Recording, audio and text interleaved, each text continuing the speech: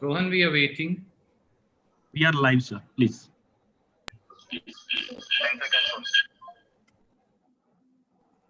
Ma'am, we can begin now. I can start. Yes, madam. Yes, ma'am, we can begin. So, respected Mamata ji and the Chief Minister, welcome and good afternoon to you all. We all seem to be getting used to this mode of communication. And who knows when we will be able to communicate directly. Well, there are a number of important issues that are related to center-state relations. And since Parliament is expected to meet in less than 3 weeks, I think, I thought that we should have an interaction so that we can have a coordinated approach.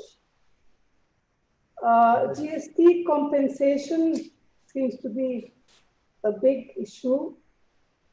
Compensation being paid to states on time according to laws passed by Parliament is crucial, and I know it is not happening.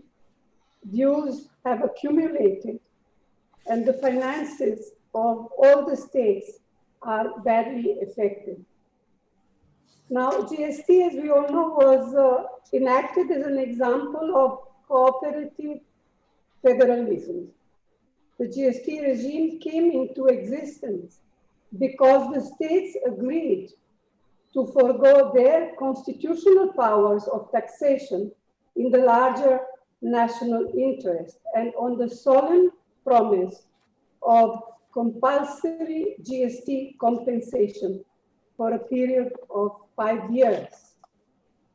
In the meeting of the Standing Committee of Finance on the 11th August 2020, the Finance Secretary, Government of India, clearly stated that the central government is not in a position to pay the mandatory GST compensation of 14% for the current year. So this refusal to compensate the state is nothing short of betrayal on the part of the Modi government, betrayal of state governments and of the people of India. So on the other hand, the central government continues to profiteer from unilateral cesses which are not shareable with states, and they corner this revenue. On top of that, apart from the GST, which is a burning issue, ordinances have been issued without consulting the states on agricultural marketing. I know that our Chief Minister from Punjab, Chief Minister Amrinder Singh, has already highlighted how these will destroy the MSP, the regime, and adversely impact on the PDS as well. There has been also a national outcry against the draft ERA notification 2020, which is deeply anti-democratic. Laws meant to protect the environment and therefore livelihoods and public health are being weakened. The auction of coal mines too has been objected already by some chief ministers. Public sector assets created over decades are being sold off. Here too, you all know that some state governments have expressed their opposition. 6 airports have been given into private hands, and the railways, that is the lifeline of the country, they are also being privatized. There are other announcements like the national education policy that should really worry us, because, and it is a setback. It is actually a setback of for progressive, secular, and scientific values, and it actually displays, it reveals the insensitivity of what the states have been saying. There are other problems of students and examinations. These are also being dealt with uncaringly. Now, there are many more issues, and I'm sure you are much more aware of them than I am. So I think I would stop here and hand the meeting over to Mamata ji. Sanjay, thank you so much for calling this meeting, especially at this crisis time, and when our students community, especially, they are facing a lot. Even they are totally in their uncertainty, they have their mental agony, they do not know. Government already announced that G and NEET exam will start from 1st to 6th and 13th. But how they will give the examination, I do not know, because more than 25.50 lakh students are involved. Even more than 4,500 to the centers are already there. Rail is not working properly. Aviation also, there are some problems. Transportation is also not effectively working because of this lockdown system and all this. Now, under this lockdown protocol, when like COVID, a pandemic is going on, then first in the month of April, UGC has sent a letter to the state government that they will defer this exam or they will take some other options. But again, they sent another letter to change that decision, which will harm the students, especially the graduation, post-graduation. And now the G and the NEET, our students and youth, they are very much talented. They are really very brave. They are very bright. And I do not know how they will sit for exam. Yes, I appreciate that government can say that Supreme Court has given the verdict and that's why government is doing all these things. I have appealed Prime Minister, I have requested, I have sent so many letters, but I can show you that yes, I have sent this letter to Prime Minister because of this NEET, G and this exam, other exam, and I requested Prime Minister that if the government can review government can request the Supreme Court when students community are in a serious situation. Even some people are facing the depression also. It is a mental agony. Then Government of India can appeal Supreme Court, Honorable Court to review the appeal so that students community, they feel they are not being harassed or they are not being deprived or they are not going for the mental torture of depression, what is going on right now, whatever we are getting the information from the grassroots. And now that is the option is there. Even with the state government, especially Punjab, Maharashtra, this Jharkhand, Puducherry, then we have the Rajasthan, and also we have the other state government also. Whoever will support it depends on them.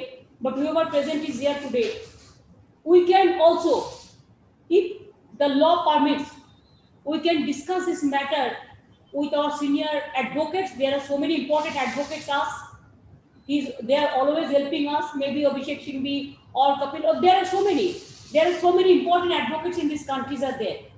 So who are who are experts in this field, we may discuss the matter with them. And Bengal is there. If Punjab Chief Minister can take initiative, Punjab, Maharashtra, Jharkhand, Puducherry, Rajasthan and others, then we can also jointly appeal It may be that Supreme Court may say that we have already given the direction. But sometimes we have seen there are some precedent also that if the position, if the problem is there, if the situation is some sensitive, then of course they always give consideration to the people's voice, students' voice, because students and youth, they are the future, they are the asset of this country. So we also may appeal the Supreme Court. If central government feel not to appeal, then we as a state government, because we are also elected government, this will be my request to all the state government. Let us do it together.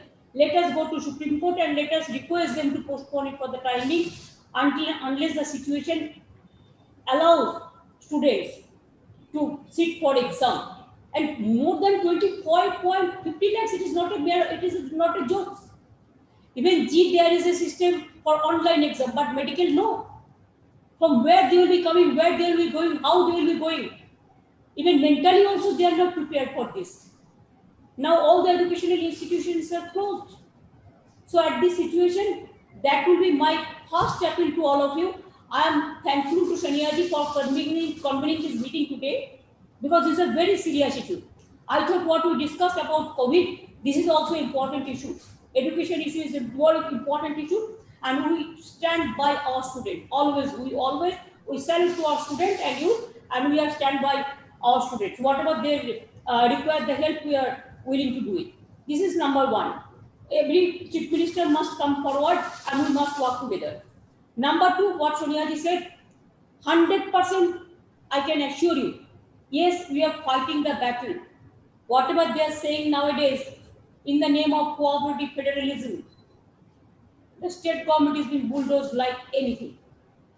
In every meeting, your chief ministers ask the other chief ministers, I raise my issue every time. Now state, where the money will be coming? Our tax, we are giving to the central government. They are collecting from state government. Earlier, there is a planning commission. States should meet with the planning commission and they should have decide their policy. Now nobody is there. Now nobody is talking even. GST, of course, from my government, I can tell you, 4,100 crores, I have to get it within month of May, June, but I have not yet received. So how do we run the government? COVID, the pandemic is going on. And now we are not getting one single paisa. From how we will go for expenditure.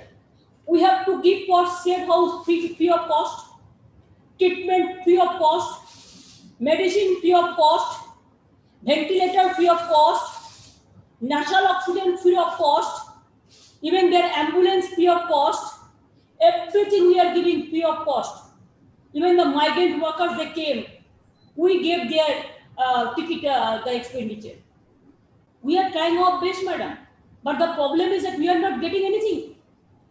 They are saying so many things. Sometimes finance minister said we are giving this thousands of crores, lakhs of crores, but where is the money? The same thing, they are repeating. Even we requested all the chief ministers who are present, they know that FRBM system, madam, there is a FRBM system of financial discipline. We said that when you allow, we said that Japan can use 20% for that purpose, FRBM. They are giving GST, the system. Now America also spending 10% GST for COVID. Now UK is also spending 20% GST for COVID. Now India, it is, I do not know, 1 or 2%. Even we said that, okay, if you give 5% also, 2 to 5%, then allow us without condition. Now they have given condition. I have to go to market for, in the name of so-called reforms. I have to, increase the taxes of the people. I have to increase the municipality tax.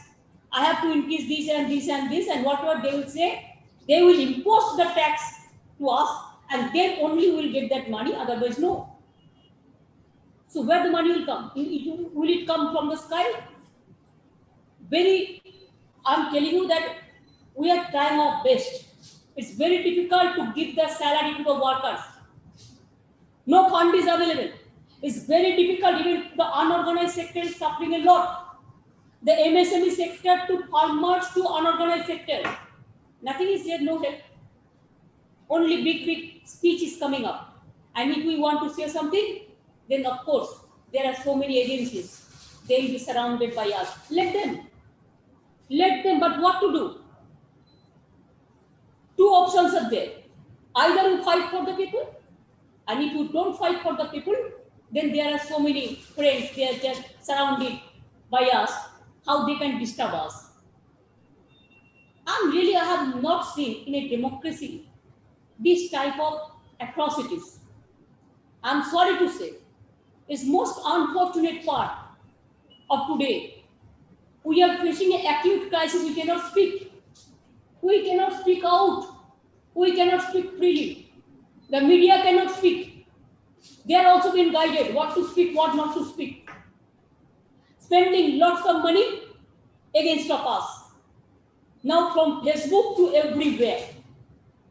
The fake news, the distorted news to damage the opposition, especially opposition who are in the opposition, like anything. So they don't care. Nowadays, I have not seen even other thing I want to tell you, madam, just one thing. After that, other friends will speak out. I have seen after Rajiv's death, when I was a youth minister, that time I started one Rajiv Khel Ratna Award. But Rajiv's name, there was no scheme like this. The other scheme, never they have done it. Even other prime minister also I have seen. Only Indiraji's time I have seen Indira Awas Yojana. Mahatma Gandhiji's name, this Narega. And now every scheme, the condition is state government will give half funds, central government give half funds. But name of the scheme, they will decide and they will impose. We have to share all the data to them so that they will send letter to every individual. State government is not doing anything. State government is doing faltu work. Nothing is there. Only BJP is working. Nobody is working. This is going on. Horror is going on. So I think it is good that we are sitting here. But today we have to decide regarding our funding, whatever we decide, and our state government, we want our funds to come out. It is we deserve it. It is not that we are begging. We are not going for begging. From my state, I can tell you 53,000 crores I will get from the central government. They are not giving us. Even Amphan, you have seen this big cyclone. 1,000 crores they have given only just advance. Nothing is there. Even disaster management fund is being finished. Nothing is there. So this is the situation. Situation is very, very serious. We have to work very hard and we have to take risk also. If they want to arrest us, let them arrest. I don't mind for that. But we have to speak for the people. That's why we have decided for students matter also, madam. If with the state government, I have requested Prime Minister to appeal the Supreme Court. It is yes, government can do it through their Attorney General or their Solicitor General. If they don't do it, of course, from our side, we can appeal Supreme Court, and also we can go for some movement also, the public movement. Everywhere Mahatma Gandhi's statue is there, there at least on behalf of the students, we can go for a day, dharna, strike, something.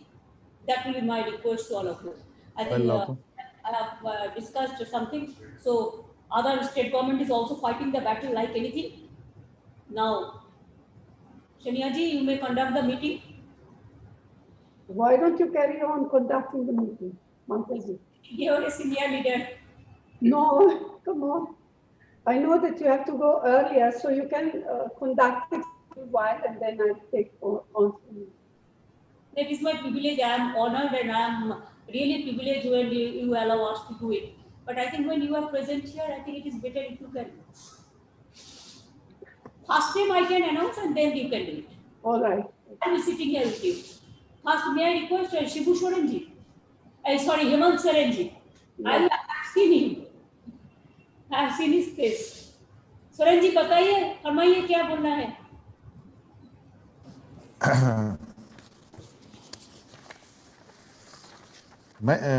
मैं बोलूं? आप बोलिए. आपका पिताजी ठीक है ना? तबीयत ठीक है? हाँ बिल्कुल बिल्कुल मैम बहुत अच्छे हैं. He is now shifted to Medanta, Delhi. he is fine now. बोलिए Hemant. You can. Mother, father, both are positive now. Yes, Yeah. I know. That's why I asked about father. But father is okay, but old health medical issues थे, so that उनको हम लोगों ने transfer किया है Delhi. Otherwise nothing else. Fine. बताइए Sumit ji, CBD और हेमंत जी कैसे हम कर सकते हैं? बिल्कुल बिल्कुल बढ़िया. सीबीडी का नाम यहाँ मैं सॉरी चाहूंगा भी, थोड़ा सा मैं पहले भी आप लोगों से मैं बोल रहा हूँ, क्योंकि दीदी को हमने सुना भी. कुल मिला करके के उसी तरीके से हमारी भी बात है. आज की इस बैठक में आदरणीय सोनिया गांधी जी, विभिन्न राज्यों के सभी मुख्यमंत्रीगण, हमारी ममता दी, सबको मेरी तरफ से आज की इस मीटिंग के लिए बहुत बहुत स्वागत, अभिनंदन के साथ अपनी ओर से प्रणाम जोहार करता हूं. और एजेंडा तो मुझे विशेष नहीं मिला है, लेकिन जो बातें हो रही है प्रेजेंट सिचुएशन को लेकर के, दीदी ने पूरी बातें कही, लगभग पूरी इलैबोरेट करके उन्होंने कही है. ये बात सही है मैडम कि देश की स्थिति तो बहुत अच्छी है, कहीं जा सकती है. और एग्जाम को लेके जो बातें आई, और जो सेंट्रल गवर्नमेंट का जो हम लोगों को मदद मिलता है, उससे जीएसटी का जो विषय आया, वो सारी बातें आ गई. वही हाल कमोबेश हमारे राज्य में भी है. लेकिन पता नहीं ऐसा क्यों लग रहा है कि शायद हम ये कहने से हमें हिचक नहीं होनी चाहिए कि विपक्ष हम लोग थोड़ा सा कमजोर होते दिख रहे हैं, चीजों को बहुत जोरदार उठा नहीं पा रहे हैं. और जिस तरीके से सत्ताधारी आज सारे मैकेनिज्म को विपक्ष के विरुद्ध में यूज कर रही है, ये आने वाले समय में फेडरल स्ट्रक्चर के लिए निश्चित रूप से बहुत बड़ा घाटा है. और आपने देखा किस तरीके से ये कोविड के सिचुएशन में भी इतने जो माइग्रेंट लेबर आए, उनको राज्य में आने के बाद लगभग 7 वीक्स इनको लगा कि मजदूरों को बहुत परेशानी हुई. 7 वीक्स लग गया. उसके बाद ये किसी तरीके से थोड़ी बहुत एक्ट उन लोगों ने किया, फिर बाद में धीरे धीरे मुद्दे बदलते चले जाते हैं ये, और लोगों का जो डिस्कशन ऑफ पॉइंट है वो डाइवर्ट करके दूसरी तरफ ले जाते हैं. आज मैं जो फील कर रहा हूं, मुझे लग रहा है कि बहुत अंडरग्राउंड बहुत ज्यादा आक्रोश है, विशेषकर युवाओं में तो बहुत ज्यादा आक्रोश है. क्योंकि जिस तरीके से यहाँ पर जो उनके रोजगार छीने गए, उनके रोजगार चले गए, ये सभी अर्थशास्त्री टीवी में या अखबारों में लिखते हैं. उसको देखने के बाद पता चलता होगा कि देश की वास्तविक स्थिति बहुत अच्छी नहीं है. और आज मैं शुरू से इस बात के लिए प्रधानमंत्री जी के सामने फ्लैग करता रहा हूं. आज देश में अर्थव्यवस्था की जो हालत है, ये बात तो राज्य सरकार की तो बुरी हालत है ही. जब से जीएसटी इम्पोज हुआ है उस समय से समझिए कि राज्य सरकारों की रीढ़ की हड्डी निकाल ली गई है.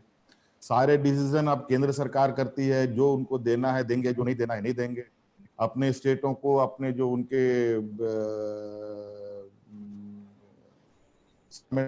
एसोसिएट जो स्टेट्स हैं, उनको पॉजिटिव वे में देखते हैं. जो हम अपोजिशन में हैं, वो कहीं ना कहीं इसमें पार्शियलिटी तो बिल्कुल क्लियर दिखता है.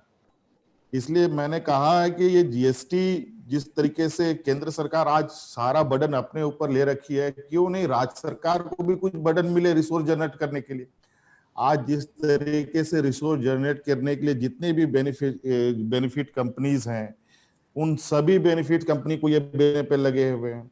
और अभी सारी चीजों को ये कंपनसेट करने के लिए जिस तरीके से लगातार पेट्रोल डीजल में दाम बढ़ रहा है, इससे महंगाई तो घटेगी नहीं, महंगाई तो बढ़नी तय है. और ये कब तक कंपनसेट करके गरीबों के ऊपर, मजदूरों के ऊपर, आम जनों के ऊपर ये बोझ डालेंगे, ये समझ से परे है. जब इंटरनेशनल मार्केट में क्रूड ऑयल की कीमत इतनी बुरी तरीके से गिरी हुई है, तो आज हम देश के लोगों को इतने महंगे पेट्रोल डीजल क्यों दे रहे हैं? इसका मतलब स्पष्ट है, ये कहीं ना कहीं इन लोगों का एक अपना स्ट्रेटेजिकली मूव है, जिससे ये एक रिसोर्स जनरेट राज्य के लिए नहीं, देश के लिए नहीं, बल्कि अपने कुछ जो इनके कथाकथित लोग हैं उनके बैलेंस शीट को सुधारने में लगे हुए हैं। जो मुझे जानकारी है, पता नहीं सही है कि गलत है, जो नमामि गंगे का जो सफाई अभियान चला, 6-7 हजार करोड़ का जो डिसिल्टिंग हुआ, उसमें तो अदानी ग्रुप्स ने ही किया। आज वो तो कोई पता भी नहीं कर पाएगा कि वो पैसा गया कहाँ, अब उसकी कोई जांच भी नहीं हो सकती है। इस तरीके से आज जो भी देश के अंदर लोग अगर थोड़ी बहुत कुछ एक्टिविटीज कर रहे हैं, वो तो मनरेगा में कर रहे हैं। हमारे राज्य में तो मनरेगा को हमने बहुत जबरदस्त एक्सप्लोर कर रखा है, लेकिन उसके अंदर भी जो कुछ जो फॉर्मूलाज हैं उसमें थोड़ी सी लिबर्टी होने से और आसानी से हम लोग और तेजी से लोगों को जोड़ सकते थे। लेकिन जो पेमेंट का शेड्यूल है, जॉब जो उसमें सेलेक्ट करने का इशू है, वो सब राज्य सरकारों को कम से कम फ्री हैंड देना चाहिए कि आप लोग इस तरीके से काम कीजिए, कुछ एक बना करके, और हम लोग उस तरीके से सेलेक्ट कर पाए। और इस तरीके से तो कई चीजें हैं जो बोलने के लिए है भारत, जबकि सेंट्रल गवर्नमेंट ने खुद इस बात को कहा है कि हमारी कमिटमेंट है जीएसटी लगने के बाद हम आपको सर्टेन पीरियड तक कंपनसेशन देने की। और अभी मुझे लगता है अब चूंकि ये कोरोना का जो संक्रमण आया, इससे तो हम लोग को लगता है जो कंपनसेशन पीरियड था, ये पीरियड को भी बढ़ाना चाहिए, कंपनसेशन भी बढ़ना चाहिए और पीरियड्स को भी बढ़ाना चाहिए, क्योंकि हमारे पास तो ऐसे ही रिसोर्स नहीं है। अभी तो बहुत मुश्किल से हमारे जितने भी कोल ब्लॉक्स हैं, आयरन ब्लॉक्स हैं, सबको बेचने पर ये लगे हुए थे, ऑप्शन करने पे लगे हुए थे। ये तो मैं सुप्रीम कोर्ट में जाकर के इन चीजों को मैंने रोका है, और उस पर हम लोग होमवर्क भी कर रहे हैं कि हम अपने रिसोर्स को अपने राज्य के बेनिफिट के लिए कितना यूज कर पाए, रिसोर्स जनरेट कर पाए, ताकि सेंट्रल गवर्नमेंट के लिए हर एक रुपया के लिए हम मोहताज ना हो। ये हमारा वर्क प्लान में है। और मैडम यहाँ एक और इशू है, अभी एग्जाम का जो नीट का है और जेई का एग्जाम का विषय, जो इन लोगों ने इसको दे रखा है, नेशनल एग्जाम क्या है, एनटीए को जो इन लोगों ने सपुर्द किया है एग्जाम देने के लिए, ये बात है, सही है, एग्जाम होना चाहिए, इसके पक्ष में मैं हूं। लेकिन मुझे लगता है इट इज टू हरी। अभी बहुत सारी चीजें जो अभी हम लोग मुसीबत में फंसे हैं, अभी मुझे लगता है इसके लिए तो बहुत कुछ हमारे राज्य में तो स्थिति ये है कि हमारे राज्य में यूपी से भी बच्चे यहाँ एग्जाम देने आते हैं, बिहार से भी आते हैं, आस पड़ोस के राज्य के भी लोग यहाँ पर सेंटर डालते हैं। और मुझे जहां तक जो जानकारी मिली है, हमारे राज्य में तो मात्र 4-5 डिस्ट्रिक्ट्स को ही इन लोगों ने सेंटर बनाया है। मतलब हमारे यहाँ जो स्थिति होगी, डेफिनेटली सारे बसेस खोलने पड़ेंगे, सारे होटल्स खोलने पड़ेंगे, सारे ट्रांसपोर्टेशन सिस्टम ऑन करना पड़ेगा। और जो अभी कोरोना तो मेरे दरवाजे तक आ गया है, और उसके बाद जो बच्चे आएंगे, बच्चे अकेले नहीं आते इस एग्जाम में, बच्चे अपने पेरेंट्स के साथ मूव करते हैं, और खासकर जो गर्ल्स होती हैं और पेरेंट्स के साथ आती हैं, मतलब को एक नहीं डबल ट्रिपल करके वो लोग आएंगे, मतलब पॉपुलेशन बहुत बड़ा होगा, जिससे संक्रमण उस समय और ज्यादा होने की संभावनाएं भी होंगी। मुझे लगता है इसमें डिले करने के लिए और थोड़ी सरकार को कुछ फैसिलिटेट करे केंद्र सरकार, ताकि हम लोग बेहतर तरीके से इस एग्जाम को करा पाए। नहीं तो फिर जो जिस तरीके से इन लोगों ने हर चीज से पल्ला झाड़ा है, इस केस में भी ये पल्ला झाड़ेंगे और सारे राज्य सरकारों के मत्थे डालेंगे कि राज्य सरकार की जिम्मेवारी है। राज्य सरकार के पास ना वेंटिलेटर अभी हमारे पास उपलब्ध है, ना बेड उतना सफिशिएंट लोगों के लिए उपलब्ध है, ना हमारे पास वैसे रेस्क्यू सिस्टम हमारे पास इमीडिएट हम जनरेट कर पाए। तो है, समस्या तो है मैम, लेकिन इसके लिए हम लोगों को लगता है कि जॉइंटली कुछ प्रोग्राम बनाना चाहिए। मैं इसके पक्ष में हूँ। थोड़ा विपक्ष की आवाज थोड़ी बहुत कमजोर हमको महसूस हो रही है, और ये लोग तो जिस तरीके से आए दिन कभी सरकार को परेशान करो, कभी उस सरकार को परेशान करो, कभी इस विधायक को परेशान करो, कभी उस मिनिस्टर को परेशान करो, इसी में फंसा करके हम लोगों को माइंड डाइवर्ट करते हैं और हम लोग को इनके मेन मुद्दे से हम भटक जाते हैं। और इसलिए हम लोगों को थोड़ा सा उनके जो स्ट्रेटजिकली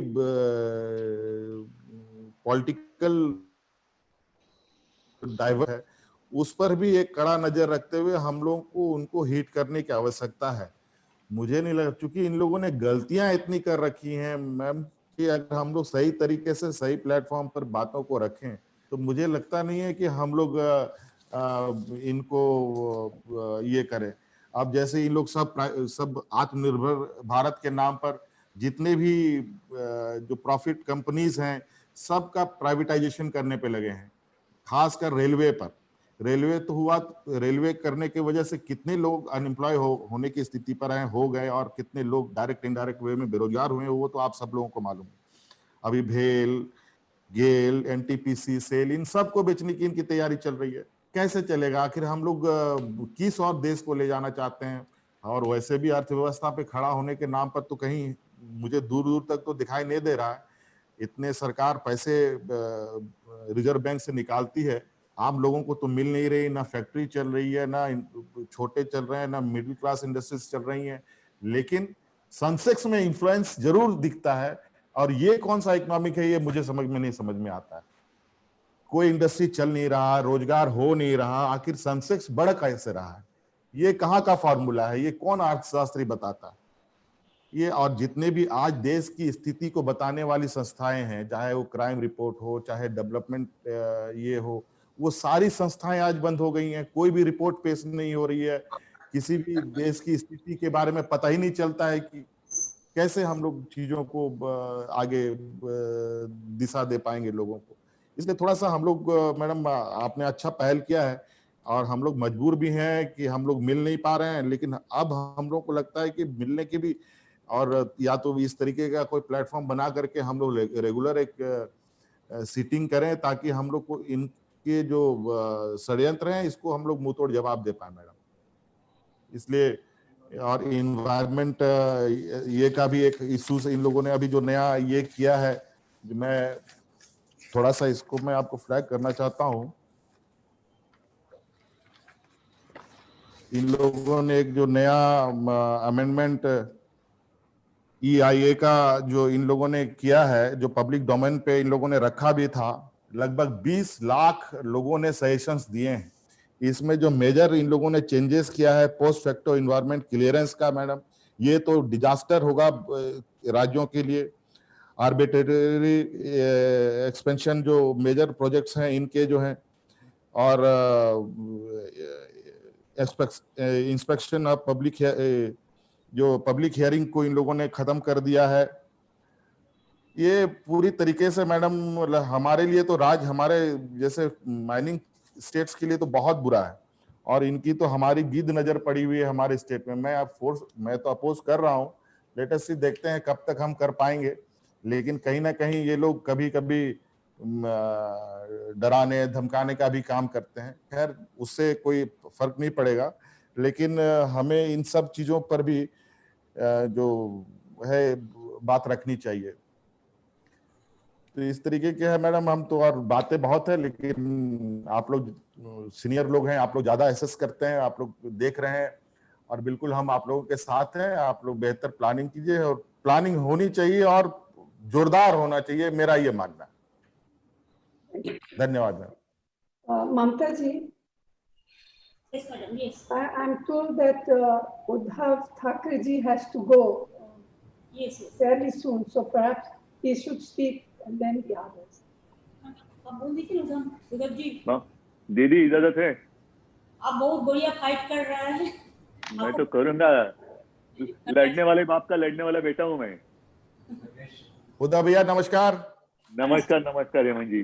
सोनिया जी, पहले तो मैं आपका अभिनंदन करना चाहता हूँ, फिर से आपने पार्टी की कमान संभाली है, और बहुत सारी शुभकामनाएं देता हूँ आपको। आज का जो विषय है, मैं नहीं मानता कि जितने सारे हमारे साथी मुख्यमंत्री जी हैं, किसी का भी मत इससे अलग होगा। सब सारे एक ही स्थिति से गुजर रहे हैं, और लड़ाई तो चल रही है। हेमंत जी, पहले जैसे आपने जो बात कही, हमें तय करना चाहिए, अभी एक बात तय करना चाहिए, डरना है कि लड़ना है। बिल्कुल बिल्कुल। पहला ये तय करो, नहीं तो ये हमारी चर्चा होती रहेगी, मिलते रहेंगे, चाय पीते रहेंगे, जो भी कुछ, जहाँ आपके यहाँ आएंगे तो आप जो खिलाएंगे हम खाएंगे, हमारे यहाँ आएंगे तो सही बिल्कुल बिल्कुल। इसमें कोई मतलब नहीं है। लड़ना है तो लड़ना है, फिर जो होगा होगा। और हमारा तो यही है, सत्यमेव जयते। ऐसे कभी ये नहीं कि आज तक कभी सत्तामेव जयते नहीं है, सत्यमेव जयते है। तो लड़ना है तो लड़ना है। आम आदमी क्या होता है, आम आदमी की ताकत सबसे बड़ी होती है, उसका आवाज सबसे ऊंचा होता है, और वो अगर कोई दबाने की कोशिश करे तो उसकी आवाज उठानी चाहिए, और वो हमारा कर्तव्य बनता है। खैर, 2-3 मुद्दे जो मेरे पास आए हैं। एक तो जीएसटी की बात, दीदी आपने जो कही वही सारी लोगों की स्थिति है। लगातार ये जो पूंजी है बढ़ती जा रही है, दिन ब दिन, एक एक महीना जैसे आगे आगे निकल जा रहे हैं। केंद्र से आने की जो जितने पैसे हैं उसमें बढ़त हो रही है, लेकिन मिल नहीं रहा है। मैंने आज जानकारी ली, बीच में हम क्या करें, खत लिखते रहते, पत्र लिखो, और जब भी हमारी वीडियो कॉन्फ्रेंस होती है, आपने देखा होगा, मैं कोशिश करता हूं कि हमारे जितने बाकी सारे दुख है वो वहां मैं नहीं कहता हूं। जो भी कोविड के बारे में होता है मैं कोविड के बारे में कहता हूँ, अन्यथा बीच में हम खत तो लिखते रहते हैं। कभी जवाब आता है, कभी आता नहीं। जवाब आता है तो भी पैसे कभी आते हैं, अप्रैल से तो शायद आए भी नहीं है। तो ये स्थिति आज के दिन हमारे सबकी है। लड़ तो सभी रहे, कोविड के साथ लड़ रहे हैं, अपनी ही सरकार है, ऐसे नहीं हम विपक्ष में। विपक्ष का मतलब क्या है? विपक्ष का मतलब ये नहीं कि किसी पार्टी का हम बुरा चाहते हैं, नहीं, हम भी आम आदमी की उसके हम रिप्रेजेंटेटिव है, हम भी कुछ हमारा अधिकार है। आज कैसे होता है कि राजीव जी की बात करें तो उन्होंने पंचायत राज, वो एक बात कही थी। पंचायत राज का मतलब क्या है कि जो भी सत्ता होती है उसको छोटे इसमें केंद्र में उनका अधिकार दे दो। आज क्या हो रहा है? आज सबके जो अधिकार है एक हाथ में चले जा रहे हैं। फिर हमारी स्टेट गवर्नमेंट जो है, हमारा राज्य सरकार का मतलब क्या है? क्या कभी आगे जाकर ऐसे हो जाएगा कि राज्य सरकार की जरूरत ही नहीं रहेगी, एक ही व्यक्ति देश चलाएगा और हम खाली हाँ में हाँ मिलाते रहेंगे? ये नहीं होगा। फेडरल स्ट्रक्चर जो है वो, उसको डॉक्टर बाबा साहेब आम्बेडकर जी ने उसको ध्यान में रखकर हमारी घटना बनाई है, और उस घटना में जो भी अधिकार सबको दिए हैं उसका अगर हम आदर नहीं करेंगे तो फिर हमारे यहाँ डेमोक्रेसी है कहाँ? तो डेमोक्रेसी की बात अगर हम करें तो डेमोक्रेसी में सबसे ऊंचाई पर है हमारी घटना, और उसमें फेडरल स्ट्रक्चर की जो बात की गई है उसको तो उसकी रक्षा करना, सरकार चलानी, हम सरकार को चलाना हमारा कर्तव्य है, लेकिन घटना का रक्षण करना वो भी काम है। तो इसीलिए जीएसटी के बारे में भी मुझे ऐसा लगता है कि क्या उसके ऊपर भी फेर विचार होने की आवश्यकता है कि पहला जो एक स्ट्रक्चर था, हो सकती है कुछ बात हो सकती है कि अगर कुछ बदलाव लाए, अच्छा भी हो सकता है, बदलाव लाए तो गलत भी हो सकता है। अगर गलती हो सुधारी भी जानी चाहिए, सुधारने की आवश्यकता हो तो उसको स्वीकार कर आगे जाना चाहिए। तो एक बात तो मैं मानता हूँ कि केंद्र से पैसा कितना आना बाकी है वो तो है, लेकिन क्या ये जो स्ट्रक्चर पहले था वो और आज का जो है, इसके बीच में कुछ रास्ता निकलना चाहिए कि पहले था वो सही था। इसके ऊपर भी हमें सोचने की आवश्यकता है। एग्जाम की अगर बात करें तो मैंने तो शायद मई एंड या जून में हमने डिसीजन लिया, जो फाइनल ईयर है जितने सेमिस्टर हुए हैं उसको एग्रीगेट कर मार्क्स दिए जाए, और हमने कभी ये नहीं कहा कि हम एग्जाम नहीं लेंगे। लेकिन जून महीने की अगर हम बात कर रहे थे, मैं कर रहा हूं, तो जून की स्थिति और आज की स्थिति, आज तो ये खतरा बड़ा है। और हमारे शहर में ठीक है, हमारे मुंबई में तो हमने कंट्रोल करने की कोशिश कर रहे हैं, काफी कंट्रोल में आ भी गया है, लेकिन और कुछ जगह वो फैल रहा है, कोरोना थोड़ा फैल रहा है। तो जून से आज की बात करें तो आज ज्यादा फैला हुआ है। तो जून में अगर हम परीक्षा लेने की स्थिति में नहीं थे तो आज ये जब संकट बढ़ गया तो हम कैसे परीक्षा ले सकते हैं, एग्जाम कैसे ले सकते हैं? और इसीलिए हमने स्टेट गवर्नमेंट ने डिसीजन लिया कि जितने सेमिस्टर हुए उसको एग्रीगेट कर मार्क्स दिए जाए।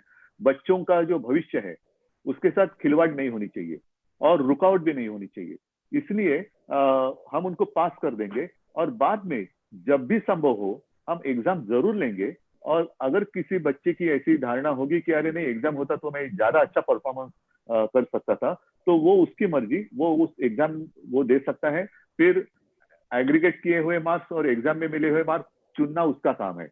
तो मैंने पहले कभी ये नहीं कहा कि हम एग्जाम नहीं लेंगे, लेकिन आज के दिन ये स्थिति नहीं है। और जैसे कहीं बाहर के देशों की ओर हम देखें, मैंने बीच में खबर पढ़ी थी, यूएस में उन्होंने स्कूल खोल दी और ऑलमोस्ट 97,000 बच्चे, 1 लाख के आसपास वो संक्रमित हो गए। क्या करेंगे ऐसे अगर स्थिति हमारे यहाँ आ गई तो? हमने उद्योग तो मई महीने में ही शुरू कर दिए। आज भी हमारे यहाँ जो इलाका है, जो सबसे डेंस पॉपुलेटेड एरिया है, मुंबई से लेकर पुणे तक, वहां हमने लॉकडाउन है, जरूर है, लेकिन आहिस्ते आहिस्ते आहिस्ते हम इसको खोलते जा रहे हैं। Mission begin again, mission begin again. तो आहिस्ते आहिस्ते खोलने के वक्त शायद कुछ लोगों को ऐसे लगता होगा कि हम काफी स्लो जा रहे हैं।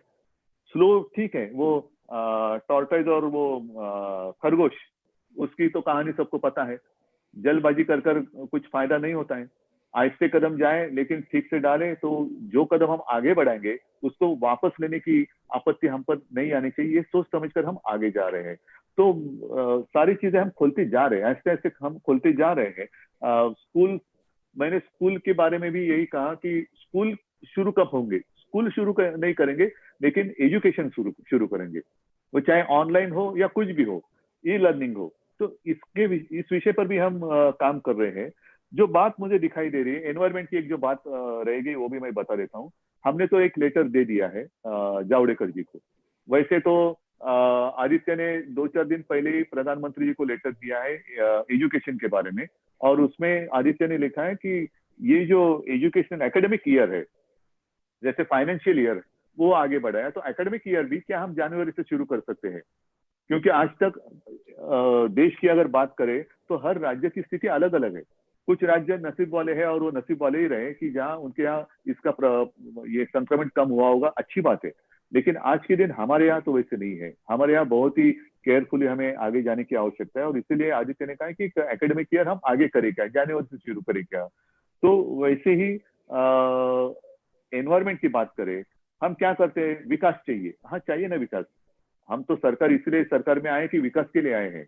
कुछ लॉकडाउन, परमानेंट लॉकडाउन करने के लिए हम नहीं आए हैं, हम तो विकास के लिए आए हैं। और आप सभी को याद होगा, लगभग हमारा सेशन तो उसी दरमियान चलता रहता है। मार्च महीने में हमारा महाराष्ट्र का सेशन चल रहा था, बजट हमने पेश किया, और 2-4 दिन में हमें सेशन समाप्त करना पड़ा, क्योंकि हमारे यहाँ कोरोना शुरू हो गया। तब से घर में बैठे, वर्क फ्रॉम होम, और ऐसी बात मुलाकातें होती रही।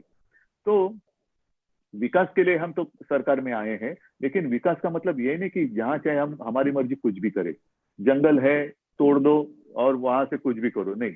और इसीलिए खास कर हमारे विदर्भ से एक जाने वाला रेलवे का एक रूट है, अकोला खांडवा, वो मध्य प्रदेश से जाता है।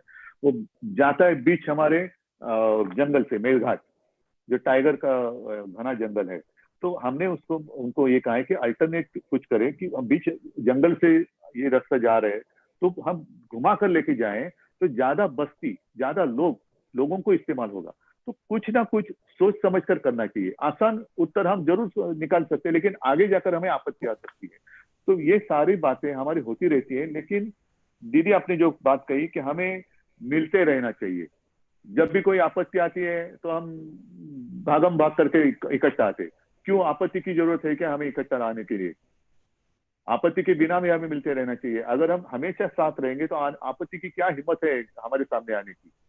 हम हमेशा साथ रहेंगे तो आपत्ति भी डर कर रहेगी, अरे ये तो इससे इनके नजदीक जाने में खतरा है। आपत्ति को खतरा महसूस होना चाहिए, हमें नहीं। और ये जो बात हम जो कर रहे हैं, ये कॉमन मैन की बात है। जैसे जीएसटी की बात है, पैसा आएगा नहीं तो हम कैसे करेंगे? जैसे आपने कहा कि सारी बातें हम तो फ्री दे रहे हैं, ट्रीटमेंट फ्री दे रहे हैं, ये दे रहे हैं, वो दे रहे हैं। अभी इस सितंबर से लेकर वो केंद्र से जो पीपी वेंटिलेटर जो आने वाला था, आ रहा था, वो भी बंद होने जा रहा है। वो मुद्दा भी मैंने पिछले प्रधानमंत्री जी के सामने कॉन्फ्रेंस पे मैंने उठाया था। एक चीज वो बंद करते जा रहे हैं, और हमारे यहाँ हमें देने की आवश्यकता हो रही है, जरूरत पड़ रही है। तो ये सारी बातें हमें सोच समझ कर एक प्रोग्राम बनाना चाहिए, और सब मिलकर हम जाएंगे, केंद्र के सामने जाएंगे। ठीक है, हमारा अधिकार है, हम भीख नहीं मांग रहे। जो बात आपने कही वो सच है, भीख नहीं मांग रहे, हमारा अधिकार है, हमारी जनता का अधिकार है। और हमारी जनता, ठीक है, हमें भी वोट दिया है, और साथ साथ प्रधानमंत्री जी को भी वोट दिया है। मतलब ये जनता कोई हमें वोट देने वाली जनता बाहर से आई है और वहां उनको वोट देने वाली जनता यहाँ की है, ऐसी बात नहीं। एक ही जनता है, जनता तो वही है। लेकिन हम करे तो पाप और वो करे तो पुण्य, ये नहीं हो सकता, ये नहीं होना चाहिए। और इसलिए मैं कहता हूं कि सोच समझ कर एक प्रोग्राम होना चाहिए, मिलते तो रहना चाहिए। जब भी मौका मिले तो बिना मास्क आज तो मैं बिना मास्क आपके सामने बात कर रहा हूँ क्योंकि मैं मेरे घर पे बैठा हूँ। हेमंत जी आप भी, और सारी बातें क्योंकि हम अपने अपने घर में हैं। लेकिन उस दिन की हम कामना करते, प्रार्थना करते कि जल्द से जल्द ये कोरोना का संकट टल जाए और हम खुलेआम एक दूसरे के साथ ऐसे आमने सामने बैठकर बात कर सके। मुझे तो इतना ही कहना था, जो भी हमें करना है सब साथ मिलकर करेंगे। जनता की आवाज है, वो कोई दबा सकता नहीं, और दबाने की अगर कोई कोशिश करे तो हमारा कर्तव्य बनता है कि वो आवाज और ऊंचा करे। तो सोनिया जी आपको मैं अभी धन्यवाद दे रहा हूँ, आपने मुझे जल्दी बात करने के लिए इजाजत दी, और मैं सबसे क्षमा चाहता हूँ। थोड़ा मेरी कैबिनेट अभी शुरू हो जाएगी तो इसलिए मैं इजाजत लेना चाहता हूँ। इजाजत रहेगी आप सबकी तो कैबिनेट के लिए मैं जाऊंगा, और सबको मेरी शुभकामनाएं। साथ है और साथ में रहेंगे, साथ में लड़ेंगे। Thank you very much. जय हिंद, जय Maharashtra.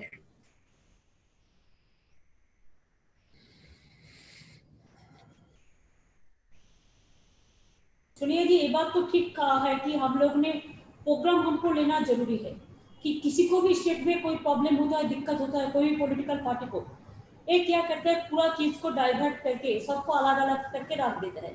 But we must raise our one voice, नहीं तो देश में क्या होगा, और कोई पॉलिटिकल पार्टी रहेगा ही नहीं। No, I agree. I agree that we have to work together and fight together.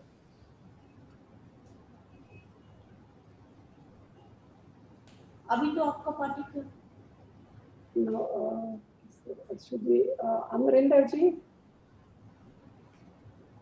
Good afternoon. Yes, good afternoon. Good afternoon, ma'am.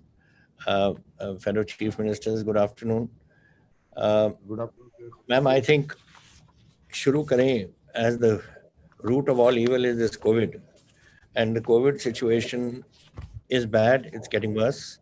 जैसे मैंने आपको बताया था that we are likely to reach a peak by mid to end September, and आज हमारे 44,000 cases हैं जो हो चुके हैं, जिसमें से 29,000 have been cured and sent back, but this 44,000 is likely to go up to 110,000 by the 18th, according to our doctors team that is handling this situation. I'm worried more about this case of deaths. We have had 1,178 deaths, 49 yesterday, and the possibility is that the predictions are that up to 3,000 we will go by this mid-September. Now, in a scenario like that, when we are going to peak, what my colleagues from Bihar and Jharkhand and Maharashtra and Bengal have said, we are in the same scenario. We are today in a situation where the finances of our states are completely down. I can tell you that I don't know what the today statement has come from the finance minister that the GST is going to be on schedule, but my finance minister has gone from Punjab today to meet her, and let us see what happens there. But what information we have received just now is that they have taken the opinion of the Attorney General, who says that according to sources, the Attorney General has opined that there is no obligation on the central government to pay the GST compensation shortfall to the states. And GST Council has to decide on ways to make good the shortfall in compensation fund. Now, if we are not going to get compensation and we are not going to get our GST, and as of now, the situation is this, that my own state is down. My own revenues are down in GST by 38%, VAT minus 31%, state excise just 1% positive, taxes on vehicles minus 63%, this is compared to last year, and stamps and registration minus 41%, electricity duty 25%. This year, financial year, will be ending with something like 25,000 crore deficit. I don't have money. I don't have money to run. For Corona, I've got, we have already spent nearly 500 crores. Government of India has given us 101 crores, and they say that they're going to give us 30 more. And this thing is it's growing from our cities. Now it's going into the villages, and we are going to be into a serious financial crisis. How do we handle this, man? This is one thing which I have to say. And I agree with what Mamta ji says. And I think all of us should collectively go and see the Prime Minister and go and tell him what we think of what the situation is like. And he, after all, he's the Prime Minister of the state. He has to give us. We've given all the powers of taxation to him through the GST. If we are all our taxes which we used to collect are now to be collected by him, and now they're saying that they may not be able to pay it. They don't have any commitment to give it to us. Then how do our states run? So we've got this sort of scenario which is developing, which is compensation. They have paid me GST up to March. Now 2 quarters they haven't paid. So we've received 6,900 up to March, and in these last 2 quarters we are due 7,000 crores. That's not paid, and I don't know when they're going to pay it according to their commitments, which they're making. We have asked that the revenue deficit grant be allowed on the 15th Finance Commission should be allowed for the year 2021. They're giving it, but for the next 4 years as well. That they're not agreeing to. The Government of India should provide liberal finance assistance for the decrease in revenue collection for COVID-19. That they're not agreeing to. Punjab, as I said, has received about 500 crores, ma'am, and 102 crores from them. They say 30 crores more, and we have spent nearly 500 crores. And that this figure is going to go higher and higher. Ma'am, when we started off COVID in March, we had 200 tests a day. Now we are 25,000 tests a day, and by the end of this month, we'll be going to 30,000 tests a day. Now, every time, of course, that takes the figures up. But what does it mean? It means that Corona is there, and it's only showing up in the tests. And once we go to 30, it's going to go further up. But now things are bad. I've got in the primary and secondary sectors, we are under control. In the tertiary sectors, we are not under control. We have to now somehow put a block on all this that is happening and this growth that is taking place. So what I have had to do is I have to clamp down in certain areas to keep this under control. I even have today, there are people which are 499 are today under oxygen handling in the being administered oxygen in the hospitals, and 55 are on ventilators. 10 were yesterday added to this, and 85 yesterday were added to oxygen. So you see the figures, how they're growing. Every day I see these figures, and it sort of are figures that are unacceptable to me, at least. And I want to do what we can to do this, but it has to be a combined effort and on the part of the Government of India to give us this resource, because resources states can't manage. Look at Maharashtra, what a big state it is. Look at Bengal, what a big state it is. And the chief ministers are giving their views. And we are a tiny little state. We are 2% of the country. We're a small little state. And we have all these problems. And these problems are continuing because, ma'am, I'm getting people coming in from overseas. I'm getting people coming in from other states which are infected. I'm getting nearly 8,000 vehicles which are moving into Punjab every day. And my figures are going up and up and up because of this. Spread is taking place. And I don't think the Government of India seems to be at least interested in the least in what we are doing or what we are. I've written to the Prime Minister, I've written to the Home Minister, I've written to everyone who matters, and that is it. We have never had a reply on this issue. That's the financial situation. Our finance minister is constantly in touch with Mrs. Sitaraman, and there also we are not getting any commitments. So these are the things we have to do, ma'am. This is something that I think if we combine, do it. And as Mamta ji has suggested, another thing on education. Now, education is a problem for us, ma'am.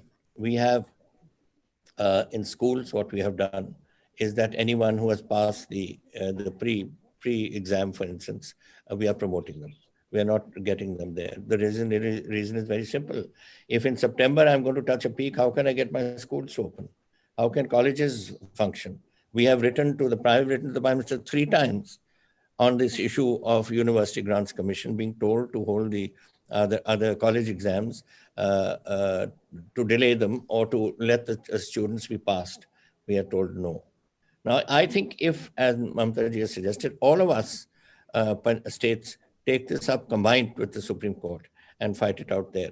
And let's try and see that the Supreme Court, which has so far given a negative opinion, may on a review petition, may listen to us. Because we are all concerned. We are not, I mean, we would like to have the exams. We would like the children to pass. But how can I bring the children to school when I'm one side running a crisis in the state because of this COVID? So I am, this is something that we cannot do. We have written to the UGC. My vice chancellors have written to the UGC. The Guru Nanak Dev University vice chancellor has been in the UGC. He knows all the people there. He's been to talk to them, but they don't agree. And then of course, Supreme Court has given this. But I'm sure if we all go combined to that, this can help. We've done that for the schools, not colleges. Then the other ones that they mentioned about these professional examinations, that I think these ones of the NEET and IT and the JEE, common law, aptitude test, etc. These can be done online. Nobody is on the professionalism. Nobody is saying that it shouldn't be online. They can be done online, and I think Government of India should agree. It's been happening in the past. It's happening now all over the world. Why can't it happen here? That's not what I'm talking about. I'm talking about our colleges and school, our colleges exams for to BAs and MAs and whatever they are. That's at the university level. So this is basically what we are, ma'am. And thirdly, for me, which is a very important issue, I have 3,17,000 SC students in the state, ma'am. I'm the largest population of SC population in any state. We are 32%. No state has got 32% SCs other than us. And we used to, the Government of India used to give us a certain grant for them post-metric scholarships. Now they've told us, and post-metric scholarships, what it cost us is about 720 crores a year, which they used to give us. Now they say that you spend up to 800 crores and anything more than that we'll give you. When we don't have anything more than that, and we only want that 720 crores to come to us. If you're not going to give me for my SC students, then how do my post students go to school and study? Now, this is something which I find is a very strange thing. That you are not even willing to contribute to the SC students of my state. I don't have money. I don't have money sometimes to even think how I'm, I have to think sometimes how I'm going to pay my salaries. How am I going to pay the various compensations or the various commitments that the state has made? And then on top of that, you're trying to thrust this also on us. I would like all my children to be educated, and that 32% is 1/3 of Punjab. How can I just leave them out? And I don't think the Government of India has any business to cut it out for the poor families and for the SCs families of the state. So this is another issue which I wanted to mention. And finally, ma'am, there's this new education policy they brought out. Now, they have not consulted us. I don't think they've consulted any of my colleagues also. They have just gone and thrust education policy on us without us knowing what they're planning, without us knowing what it's going to cost us, without us knowing whether it suits us or not. What suits us may not suit Assam, may not suit Kerala. We have a different, every state has its own system of these education policies. So I would like that we are going to look through this. We are going to be putting up a committee to look into it. When you trusted in us, what is the impact it's going to have on our education? What's the impact it's going to have on our finances? And then only we can answer this. But this is something another, I think it will affect the other states as well to consider this issue. And lastly, ma'am, just to give you some information, which is in fact, the paper has just arrived. Day after tomorrow, our Vidhan Sabha is starting. And we have said that everyone should, including the Chief Minister downwards, every MLA must have his COVID test done. A few were done today, and 23 of my MLAs are positive as of today. Now, these tests are going to continue tomorrow and day after tomorrow. Now, you can imagine, ma'am, if this is the state of my legislators and ministers, what is the situation in our state? So therefore, it is my request to you that I think we should collectively meet and go and see the Prime Minister and request our colleagues from other states, not from our party, like Thackeray ji and Hemant ji and also Mamta ji, to come along with us and let us force this issue and inform him that we are not asking for anything out of the moon or out of the blue. We are asking for something which we think every state must get, their states too and our states too. And so that we can at least move forward and try and get over this crisis, which is has engulfed us all. Thank you, ma'am. Thank you. Amarendra ji, just 1 minute, Madam Sonia ji. Amarinder जी, अगर वो exam के लिए supreme court में अगर आप लोग state मिलके review कर सकता है तो क्या आप इसको मानेंगे? हाँ, मैं तो आपके साथ चलूंगा। We'll go to the Supreme Court. में इसको तो रिव्यू पिटीशन तो हम कर सकते हैं, अगर सेंट्रल गवर्नमेंट नहीं चाहते हैं तो all we are present here, at least we All of can. us. मैंने तो रिक्वेस्ट की है Mamata ji that all of us, all 6-7 of us who are sitting here, we should unitedly go to the Supreme Court. दीदी sir, मुझे लगता है कि court जाने से पहले एक बार पीएम के यहाँ चला जाए या प्रेसिडेंट के यहाँ चला जाए jointly, then we will move to supreme court. मुझे लगता है ये स्टेप उठाना चाहिए। प्रॉब्लम यही है एक भाई that the election exams are to be held in September तो परसों से हुआ है। I mean, if we go to ask for time with the Prime Minister, कभी 2-3 हफ्ते ना मिले तो फिर कैसे करेंगे हम? Because September the exams are due. 1 सितंबर को एग्जाम है यार। प्राइम मिनिस्टर को हम लोगों ने लेटर लिखा लेकिन कोई रिस्पांस नहीं मिला। इसी के लिए स्टूडेंट लोग भी अभी खतरे में है ना, वो लाइफ क्यों रिस्क लेंगे? अगर उसको एक साथ में जैसा सिस्टम किया है उसमें तो लाइफ रिस्क हो जाएगा। कितना एमएलए हमारा अभी कोविड में अटैक है, कितना मिनिस्टर कोविड में अटैक है, इवन देश का होम मिनिस्टर कैसा है मेरे को पता नहीं है। तो मैडम दीदी, आज के दिन में लगभग 70,000 पर डे पॉजिटिव पाए जा रहे हैं। तो इसमें हम कैसे करेंगे? हम कैसे खतरा में डालेंगे? तो लेटर बहुत मैस हो जाएंगे ma'am.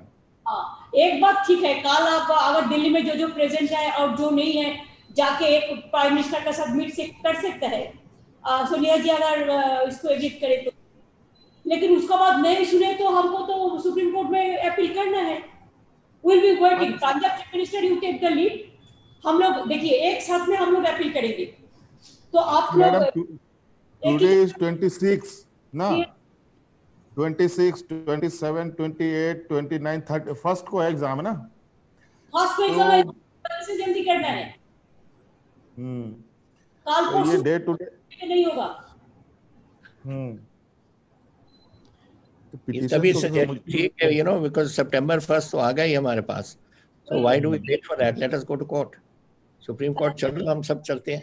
Punjab chief minister you take the lead. आप कर लो, हम लोग सब एक साथ नहीं करेंगे, अलग अलग नहीं करके बेटर होगा। हेमंत जी, अगर उद्धव जी भी अभी नहीं है लेकिन सब पार्टी तो है, एक साथ में 6-7 स्टेट भी हम करें ना, तो अदर स्टेट, नवीन जी भी कल हम सुना है उन्होंने कहा कि हम लोग इसको पोस्टपोन करने चाहते हैं। और भी बहुत स्टेट है जो हमारा साथ नहीं सकता है, नहीं रहने सकता है, लेकिन स्टूडेंट का इंटरेस्ट के बारे में सबको करना पड़ेगा। इसी के बारे में आज मीटिंग से तो इसका बारे में एक क्लियरिटी है। दूसरी बात यह है कि कोरोना थोड़ा कमती होने का बाद एक डेपुटेशन पीएम का साथ मिलना चाहिए, प्रेसिडेंट का पास भी जाना चाहिए। और दिल्ली में जो लोग रहते हैं, सोनिया जी आप लोग तो दिल्ली में यू आर सेटल देयर, तो उधर में भी एक डेलीगेशन हम पार्टी से रिप्रेजेंटेटिव भेज देंगे प्राइम मिनिस्टर और प्रेसिडेंट को पास, जो स्टेट का बारे में जो बोलना है इसको बारे में जल्दी से जल्दी करना है। हमारा बोलता है नहीं देगा, अरे नहीं देगा तो हमारा टाका रुपया लेके चला जाता है और बोलता है नहीं देगा तो स्टेट चलेगा कैसे? नहीं, सही बात। अभी मैडम जो एग्जाम का डेट इन लोगों ने डिक्लेयर किया है उसमें कोई एसओपी भी तो नहीं बताया है कि कैसे होगा नहीं होगा। उसका भी तो बहुत हेमंत जी, वो कल एक लेटर दे दिया, कल एक लेटर देके बोला है कि देखो आपका सारा देश भर यही जगह सेंटर होगा, वो सेंटर में इतना 50 लाख इतना करीब स्टूडेंट एग्जाम में बैठेंगे। कैसे बैठेंगे? No social distancing, no physical distancing. उसका लाइफ सिक्योरिटी है, उसका लाइफ का सिक्योरिटी बर्बाद हो जाएगा। अगर वो करियर के लिए जा रहा है तो उसको सिक्योरिटी भी मेरा हम लोगों को देखना कर्तव्य है। कैसे हम स्टूडेंट लोगों को जिंदगी खतरा में डाल सकते हैं? नहीं, बिल्कुल मैडम, ये सिर्फ स्टूडेंट ही नहीं है, बहुत कुछ खुल जाएगा, फिर तो सारी चीज ओपन हो जाएंगी। अशोक जी आदरणीय परम श्रद्धेय सोनिया जी, तमाम मेरे मुख्यमंत्री साथीगण, बघेल सर प्रणाम, गहलोत सर प्रणाम। प्रणाम। अच्छा लगा। कैसे हैं? ठीक है मैडम ने प्रयास किया एक साथ में और हम लोग सब आपस में बातचीत करने लायक बन सके। मैं इस मौके पर मैडम मेरे साथियों भी कहना चाहूंगा, सब लोग एक सी स्थिति गुजर रहे हैं। और जब डेमोक्रेसी की बात करते हैं, अगर डेमोक्रेसी मजबूत दिखती है तब तो ये सब बातें करने का उस जगह लाभ मिलने की उम्मीद होती है। भाई सरकार की क्या उम्मीद करें, क्योंकि जब से सरकार बनी है 14 में, तब से ही जो रवैया सरकार का है वो इस प्रकार का बन गया है कि कोई लोगों में घुटन महसूस हो रही है कि कहें तो किसको कहें और कहें तो कोई सुनेगा क्या। ऐसी स्थिति में हम लोग चल रहे हैं। ऊपर से कोरोना आ गया। सबको मालूम है कि अर्थव्यवस्था की स्थिति पहले इकोनॉमिक स्लो डाउन था। इकोनॉमिक स्लो डाउन तो यूपीए गवर्नमेंट भी आया था, परंतु तत्काल कदम उठाए गए तो कम से कम इम्पैक्ट बहुत कम रहा देश के अंदर। जब doctor Manmohan Singh ji prime minister थे, आपने उस वक्त में देखा किस प्रकार से फैसले के बाद हुए थे। वो तो इतिहास दर्द हो गए, चाहे वो आरटीआई था, चाहे आरटीई था, चाहे फूड सिक्योरिटी एक्ट था और चाहे नरेगा था। आज नरेगा और फूड सिक्योरिटी एक्ट ही बचाए हुए हैं। बहुत बड़ा इम्पैक्ट पड़ गया है। परंतु दुख इस बात का है कि कोरोना ने जो स्थिति करी है राज्यों की, पूरी लड़ाई लड़ रहे राज्य सरकारें लड़ रही है। और केंद्र सरकार से खाली वीडियो कॉन्फ्रेंसिंग के अलावा कुछ भी नहीं हुआ। जो हमने सुझाव दिए थे वीडियो कॉन्फ्रेंसिंग में अंदर, उन सुझावों पे कोई ध्यान नहीं दिया गया। और तो जो 20 लाख करोड़ का पैकेज घोषित किया गया, वो भी खाली एक प्रकार से लोन ड्राइवन थे, लोन के आधार पर है, जिसका कोई इम्पैक्ट नहीं है, कोई ग्रांट नहीं है, सब्सिडी नहीं है। और मैं समझता हूँ कि राज्यों की स्थिति बिगड़ती जा रही है। जो हमने वादे किए थे जनता से, बजट पेश किया था, कमिटमेंट हमारे थे, सबको मालूम है कि इसके कारण से रेवेन्यू 40% मुश्किल से रह गई है राज्यों की। और बिना केंद्र के सहयोग से राज्य सरकारें जो कमिटमेंट पूरा कर नहीं सकती। हमें अपने बजट जो बनाया हुआ है उस पर कटौती करनी पड़ रही है। ऑस्टेरिटी मेजर हमारे उठा रहे हैं। लॉकडाउन लंबे समय तक चला, उसके कारण भी स्थिति बिगड़ गई। सब जगह दुकान हो, व्यापार हो, इंडस्ट्री सब बंद हो गए। वक्त लगेगा कि श्रमिकों के अलग प्रॉब्लम्स हैं, रेवेन्यू रिकवर होने में वक्त लगेगा। तो तमाम मेरे पूर्व साथियों ने जो बातें बनाई है वो हकीकत में है कि आज जीएसटी जो वादा किया हुआ केंद्र सरकार का, आज हमारे स्टेट में करीब 6,990 करोड़ रुपए बकाया हो गए हैं और उसका कोई जवाब नहीं है।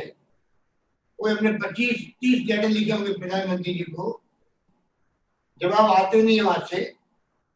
अगर कोई मुख्यमंत्री पत्र लिखे जो जवाब ही नहीं आए तो हम फिर क्या उम्मीद कर सकते हैं सरकार। जो वादे किए गए थे जीएसटी को लेके वो पूरे हो नहीं रहे हैं। हम तो मांग कर रहे थे 5 साल और बढ़ाया जाए। मांग किससे करें जब जो अभी जीएसटी मिलनी चाहिए हमें मंथली, वो भी नहीं मिल पा रही है। हमने मांग की थी कि बोरोइंग जो मिलती है, जो हमारे संविधान में लिखा हुआ है, जीडीपी का हम क्या देते 3% की बजाय 5% मिले स्टेट जीडीपी का। एलो किया पर सरकार ही लगा नहीं, वो सरकार कभी पूरी नहीं हो सकती। हमने एक सिंपल मांग करी मॉनिटोरियम की कि राज्य सरकार में जो कर्जे हैं भारत सरकार की एजेंसियों के, पावर फाइनेंस कॉर्पोरेशन है या अन्य एजेंसी हैं, खाली 6 महीने का मॉनिटोरियम चाहिए, उसकी परवाह नहीं करी गई। आरबीआई देती है वेरियस लिमिट्स में एडवांस देती है, हमने कहा खाली ब्याज मुक्त कर दो कोरोना के अंदर, उसकी परवाह नहीं की गई। अभी स्थिति ऐसी बन गई राज्यों की कि लिक्विडिटी की प्रॉब्लम आने लग गई। किस प्रकार हम तनख्वाह चुकाएंगे टाइमली, वो सवाल हमारे सामने खड़ा है।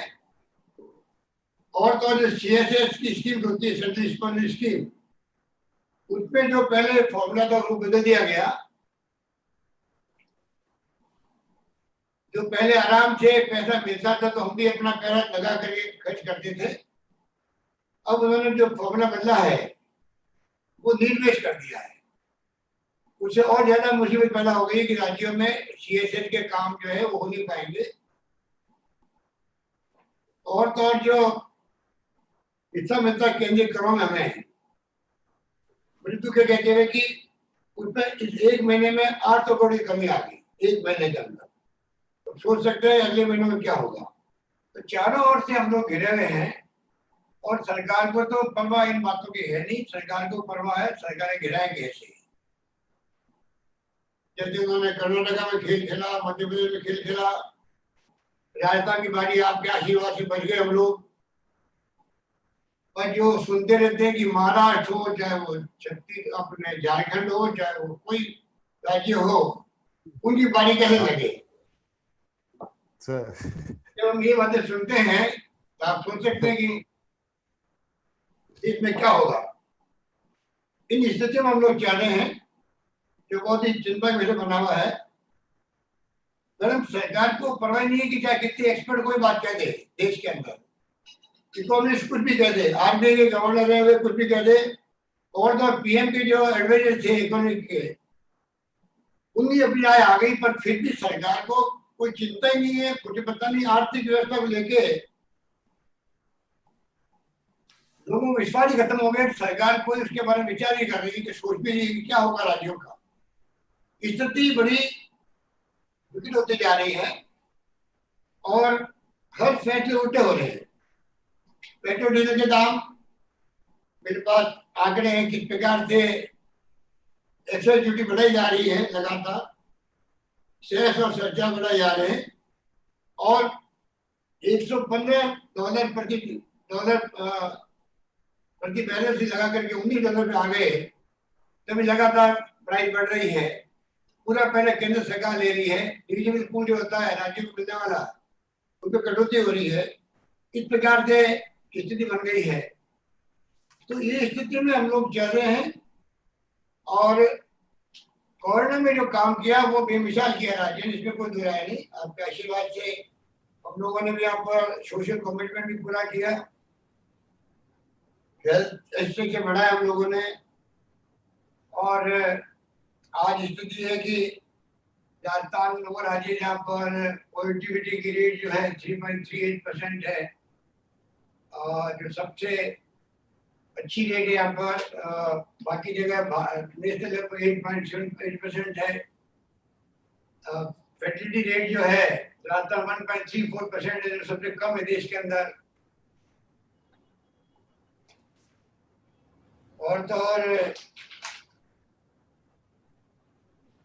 रिकवरी रेट जो है वो इतने अच्छे प्रयास किए कि हमारे यहाँ पहले पूना और दिल्ली जाती थी टेस्टिंग, अब करीब 50,000 टेस्ट पर डे हो रहे हैं। और हमने ऑफर किया पड़ोसी राज्यों को भी, जो जब आप हमारे यहाँ से टेस्ट करवा सकते हैं। रिकवरी रेट 79.27% है। तो ओवरऑल हमारे कोरोना को लेके हम लोगों ने काफी कुछ किया है। उसका मैं समझता हूँ कि अच्छा इम्पैक्ट भी है। जनता को सोशल सिक्योरिटी में हमने पेंशन भी कायम रखी, 6 पेंशन दे दी हम लोगों ने। साथ में हम लोगों ने से उनके लिए अलग से व्यवस्था करी। करीब हमने 32 लाख लोगों को 3 किस्तों में हमने 3,500 रुपये दिए, गेहूँ फ्री दिए हैं, दालें फ्री दे रहे हैं। परंतु स्थिति जो विकट बनी हुई है उसको देख के हमें चिंता हो रही है कि आने वाले वक्त में अगर भारत सरकार ने टाइमली कदम नहीं उठाए तो स्थिति और बिगड़ सकती है, कानून व्यवस्था की स्थिति बिगड़ सकती है। क्योंकि अभी तक तो हमने इतना अच्छा काम किया है कि पब्लिक में भी शांति बनी रही। सब तरह से दानदाताओं के सहयोग से, भामाशाहों के सहयोग से, सोसाइटी आगे आई, एक्टिविस्ट आगे आए, कुछ कमी नहीं रखी। लोगों को कॉन्फिडेंस था कि सरकार हमारे कुछ कर रही है। तो जिस प्रकार के हालात बना रखे हैं, तो मेरा मानना है मैडम कि पहले भी आपने एक बार अकाल सूखा पड़ा था, तब आप हमें सभी मुख्यमंत्री को लेके गई थी प्राइम मिनिस्टर के पास में, वाजपेयी जी थे प्राइम मिनिस्टर। उस वक्त में हमने देखा कि बड़ा इम्पैक्ट भी पड़ा था, काफी कुछ हम लोगों को सहूलियत मिली थी। वक्त आ गया कि मैं समझता हूँ जितने हमारे मुख्यमंत्री साहबान हैं हम सब आपके साथ चलें, या तो प्राइम मिनिस्टर मिले, अपनी बात कहें, राष्ट्रपति से मिले। हमें एक इश्यू बनाना पड़ेगा। इश्यू बनाए बगैर मैं समझता हूँ मैडम ये ध्यान देने वाले नहीं है। स्थिति बड़ी विकट स्थिति हम बोल रहे हैं, तब उससे ज्यादा विकट स्थिति है। क्योंकि बातें मेरे पूर्व वक्ता बोल चुके हैं, उन बातों को मैं वापस रिपीट नहीं करना चाहता हूँ।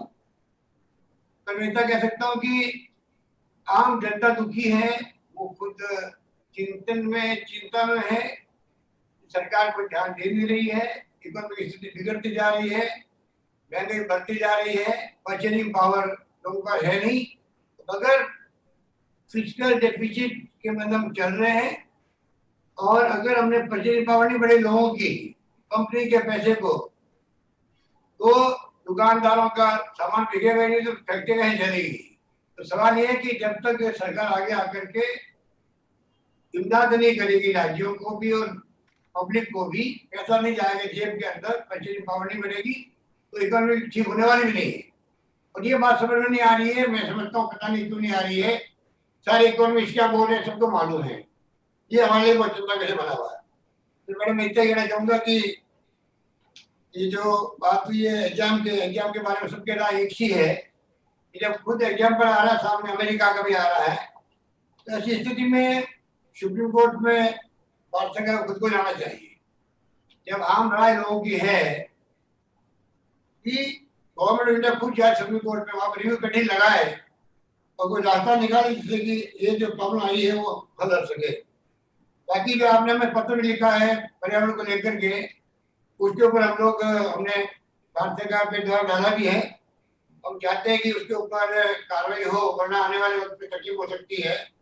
इस प्रकार की स्थिति जो एकदम फेडरल स्ट्रक्चर देश के अंदर है और उसकी धज्जियां उड़ रही है, जिस प्रकार से सरकार का बिहेवियर है सबके साथ में, वो उचित नहीं कहा जा सकता। डेमोक्रेसी के अंदर पार्टी बात सुननी पड़ती है, सबकी बात सुननी पड़ती है।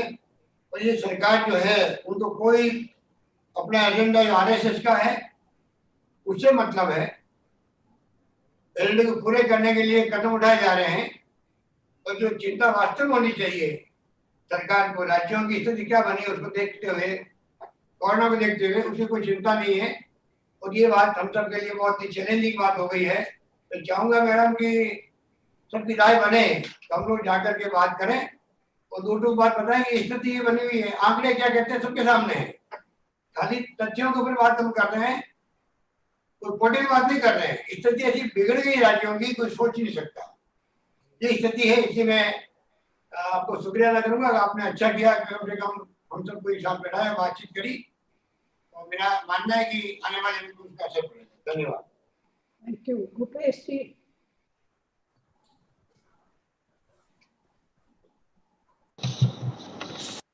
आदरणीय सोनिया जी, आदरणीय ममता जी, आदरणीय कैप्टन साहब, गहलोत साहब, ठाकरे जी, सोरेन साहब, बहुत सही समय में आपने ये बैठक की है, इसके लिए मैं आपको बधाई देता हूं।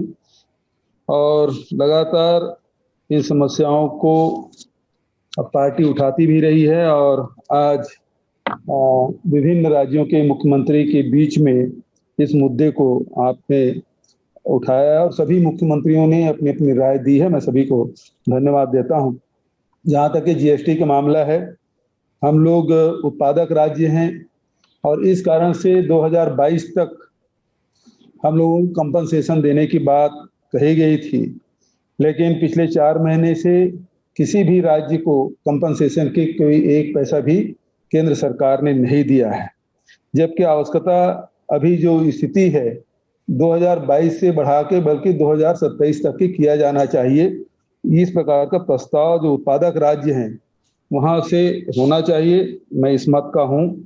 अभी हम लोगों को जो पैसा मिलना था 2828 करोड़ वो नहीं मिला है और इसके कारण से जो स्थिति है वो भयावह होती जा रही है। मुझे ये भी जानकारी मिली है कि कल केंद्रीय वित्त मंत्री जी बैठक ले रहे हैं, लेकिन एजेंडा कुछ भी नहीं है। कहा जा रहा है ब्रेन स्टॉर्मिंग किया जाएगा।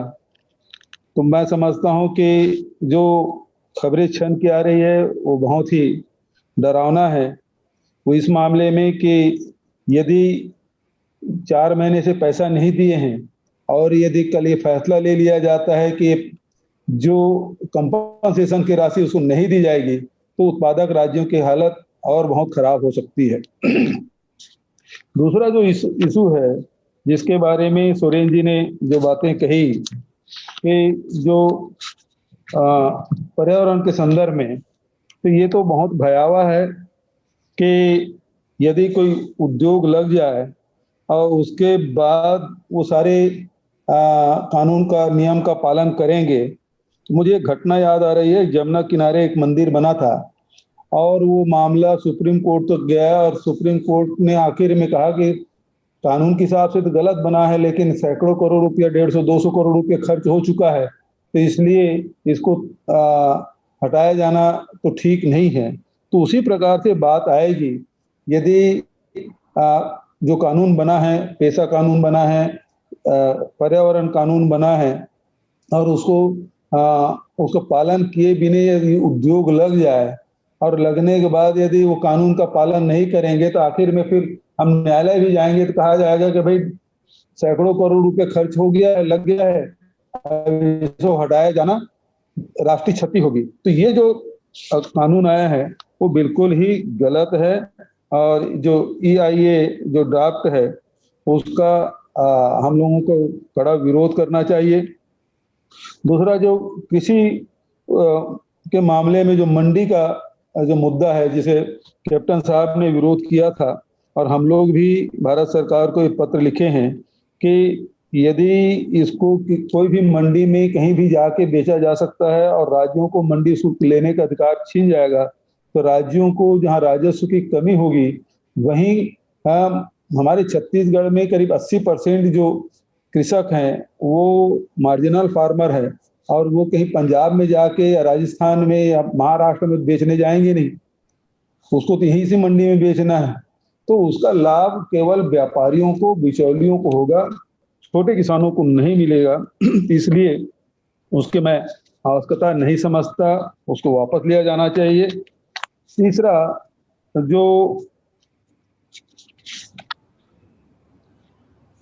शिक्षा नीति के बारे में सभी लोगों ने बात कही, अभी परीक्षा के मामले में तत्कालिक मुद्दे पे सभी मुख्यमंत्रियों ने जो बात कही है उससे मैं भी सहमत हूं, चाहे वो राष्ट्रपति के पास जाना पड़े, प्रधानमंत्री के पास जाना पड़े या फिर कोर्ट जाना पड़े, लेकिन वहां तो जाना चाहिए।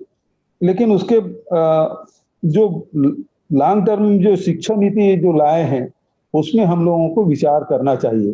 जो शिक्षा नीति लाए हैं निश्चित रूप से ये राज्यों के लिए बहुत ही घातक है, क्योंकि जो नीति लाए हैं उसमें पहले कक्षा 1 से 5 तक के प्राइमरी का था, उसके पहले 2 क्लास और 3 क्लास और जोड़ दिए हैं, जो आंगनबाड़ी उसको भी कर दिए हैं। तो ऐसे में वो आंगनबाड़ी को यदि क्लास उसमें आप जोड़ देते हैं तो फिर इंफ्रास्ट्रक्चर कैसे होगा, फिर शिक्षकों की भर्ती, मान लो 30,000 हमारे यहाँ आंगनबाड़ी है तो 30,000 शिक्षकों की भर्ती भी करनी पड़ेगी और इस मामले में भारत सरकार ने कुछ नहीं कहा है। उसके स्कूल बिल्डिंग कैसे बनेगा, फिर वो क्लस्टर में करने की बात कर रहे हैं, तो हमारे जो आदिवासी अंचल है वो बहुत दूर दूर में है और उसके वैसे भी फिर ड्रॉप आउट की संख्या बढ़ती जाएगी। तो ये जो नीति है ये बहुत ही भ्रामक है और पूरा सेंट्रलाइज करने की बात कही जा रही है। तो फिर जो हम अपने प्रदेश के बारे में कुछ बताना चाहते, शिक्षा में जोड़ना चाहते थे, हम अपने प्रदेश में जोड़ नहीं पाएंगे। इसलिए जो नीति जो बनाए हैं उसका विरोध किया जाना चाहिए। और फिर एक बात और कही जाती है, जैसे अभी हमारे यहाँ जो आर्ट सब्जेक्ट ले तो उसे BA डिग्री मिलती है, जो साइंस ले वो BSc की डिग्री मिलती है, लेकिन भारत सरकार अब जो नीति लाई है उसमें ये कह रहे हैं कि आप इकोनॉमिक्स भी ले सकते हैं, आप फिजिक्स भी ले सकते हैं। अभी की स्थिति ये है कि हम अपने स्कूलों में, कॉलेजों में जो सब्जेक्ट के जो टीचर हैं उसे बहुत मुश्किल से भर पाए हैं। सुदूर अंचलों में तो वो उन विषयों के टीचर भी नहीं मिल पाते। ऐसे में जब अलग अलग सब्जेक्ट के एक कोई भी जो स्टूडेंट है यदि वो अलग अलग विषयों को ले लेंगे, साइंस के भी और आर्ट के भी और कॉमर्स के भी, तो फिर इतने सारे शिक्षकों की भर्ती करना, उसको उपलब्ध कराना, ये तो बहुत ही खर्चीला होगा। लेकिन भारत सरकार इसमें वित्तीय व्यवस्था किस प्रकार से होगी इसके बारे में मौन है, जो इस विषय में भी हम लोगों को बहुत गंभीरता से विचार करने की आवश्यकता है। अभी सोरेन साहब ने जो कोल ब्लॉक के बारे में जो बात कही है और पूरे देश में जो स्थिति है वो प्राइवेटाइजेशन का चल रहा है। चाहे वो एयरपोर्ट का हो, चाहे वो रेल का हो, चाहे सेल का हो, जितने भी इंडस्ट्री हैं सबका निजीकरण कर रहे हैं। तो आज जो स्थिति बनी है, जो 70 साल में हमारी सरकारों ने जो विभिन्न संस्थान सार्वजनिक उपक्रम बनाए हैं उसको लगातार बेचते जा रहे हैं। तो अब जो आवश्यकता है वो India against privatisation, India against privatisation की लड़ाई हम सबको लड़नी पड़ेगी, क्योंकि केरल से लेकर जम्मू कश्मीर तक के जितने भी सार्वजनिक उपक्रम हैं उसे बेचा जा रहा है और एक एक करके बेचते जा रहे हैं और हम राज्य के लोग चुपचाप बैठे देखते रहे। कहीं कहीं विरोध हो रहा है, केरल के विधानसभा में पारित हो रहा है, कहीं और विधानसभा में पारित हो रहा है। इससे हम लोगों को सामूहिक रूप से लड़ाई लड़नी पड़ेगी। हमारे यहाँ भी छत्तीसगढ़ में पिछले समय जब वाजपेयी जी प्रधानमंत्री थे तब हमारे यहाँ बालकों को बेच दिया गया। एल्युमिनियम प्लांट था, अभी जो नगर नार में जो स्टील प्लांट अभी बना ही नहीं है उसे बेचने की सूची में उसे जारी कर दिया गया, उसमें रखा गया है। हम लोगों ने इसे विरोध में पत्र लिखा है कि इसे निजी हाथों में न बेचा जाए, लेकिन यदि ये बेचा जाता है तो हम लोग विरोध करें, क्योंकि रेलवे स्टेशन, एयरपोर्ट सभी राज्यों के बिकने के कगार पे हैं। बहुत सारे राज्यों में निजी हाथों में चला गया, बहुत सारे राज्यों में जाने वाले हैं। तो ये जो इंडिया अगेंस्ट प्राइवेटाइजेशन है इसको हम लोगों को लेके लड़ना चाहिए। हमारे यहाँ कोल ब्लॉक की नीलामी, पिछले दिनों कोल मिनिस्टर आए थे तो उन्होंने कहा कि भाई हमारे राज्य में कोयला का खदान है और हमारे पास भी एक कोयला खदान नहीं है छत्तीसगढ़ के लिए। तो बोलते हैं कि जो नीलामी होगी उसमें आप भी ले लीजिए, तो वो हमारे ही खदान है, हम ही खरीदें। ये बात अजीब सी है। सुरेश जी, ऐसे हुआ था ना।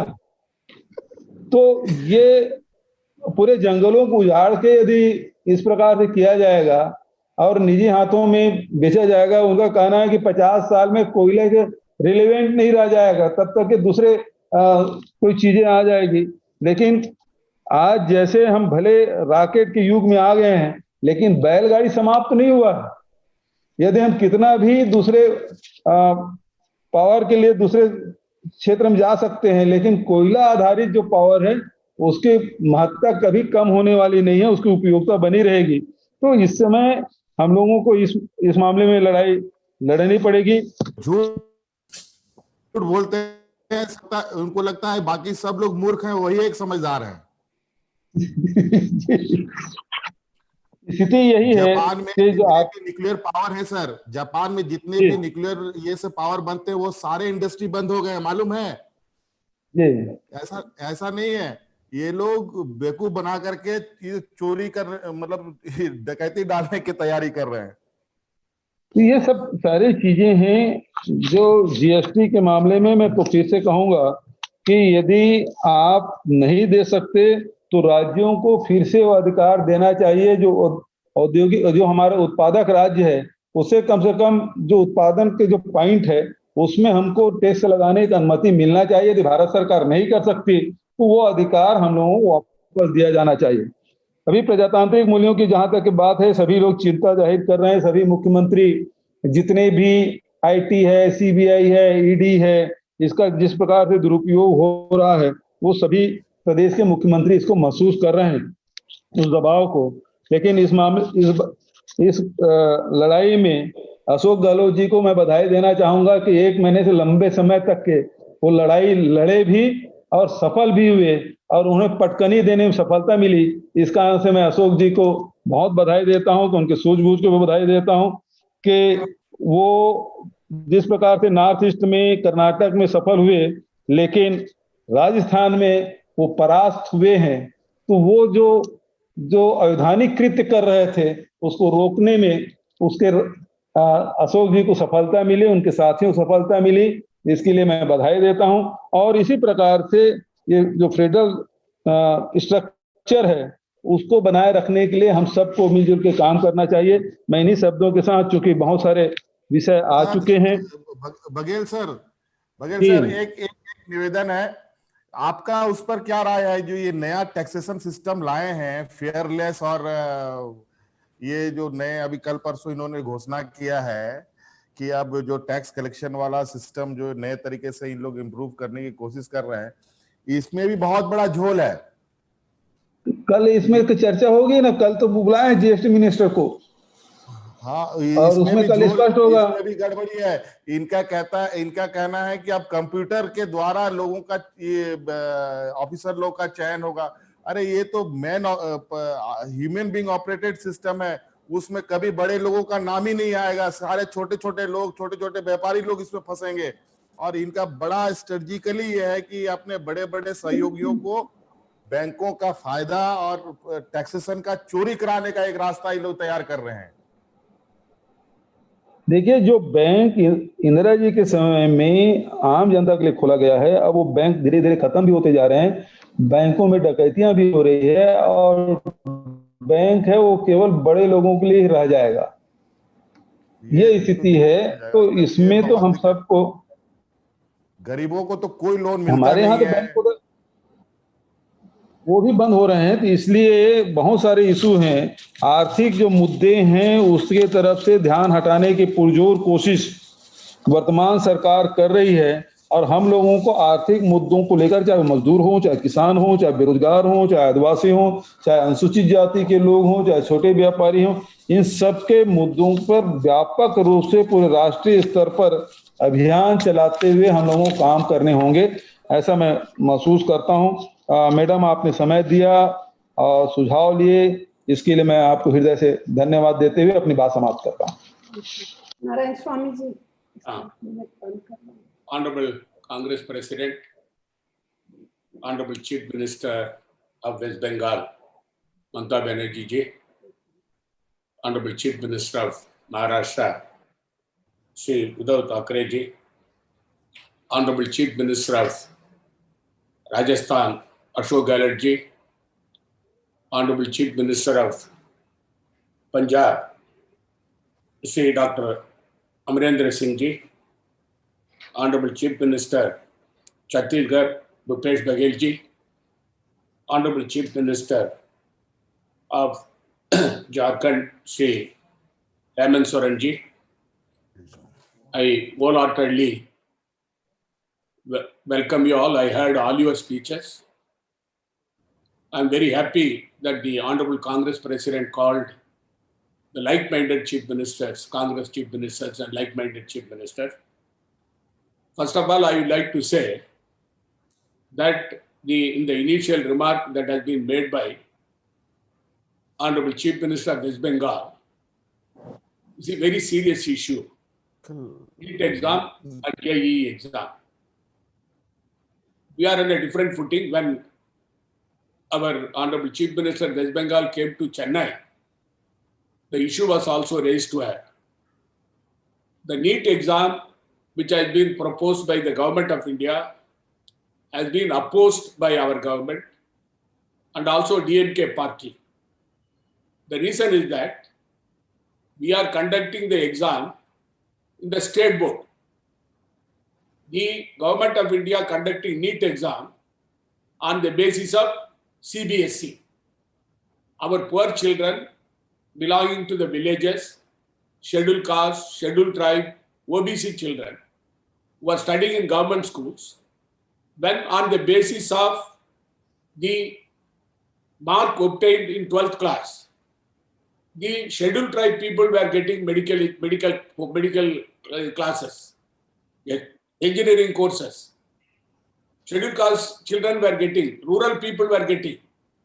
Today, when madam, the NEET exam came, the rural people have been eliminated. The people who studied in the state board, they are eliminated. The children belonging to the richer class who studied CBSE, they are getting elected. Madam knows pretty well, more than 7 children committed suicide in Tamil Nadu. When the board exam was announced, NEET exam was announced, for the last 3 years, 7 children committed suicide, fearing that they will not pass the exam. After the exam they failed, they committed suicide. Therefore, our Congress government in Puducherry and also the DMK party took a stand that NEET exam is to be scrapped, and we wanted on the basis of the mark obtained in the 12th class, the children should be admitted in the medical course and also in the engineering course and other professional courses. Why NEET exam should be conducted? The basic question is that. Therefore, madam, I join with all the honorable chief ministers of the Congress ruled states and our supporting ruled states. We will all join together and fight the battle in the Supreme Court, and we will try to get justice for our children during this COVID pandemic situation. Conducting exam will lead to increasing COVID cases in the country. Lot of children will be affected, and some of them will be severely affected. Who is responsible for it? The government of India is responsible for it. Therefore, the government of India should review it. I wrote a letter to Honorable Prime Minister yesterday. I told him that postpone GE examination as far as our state is concerned, cancel NEET examination. But madam, I joined with them. We will go to the court. I agree with the Honorable Chief Minister of West Bengal. We will jointly fight the battle against the central government on this issue.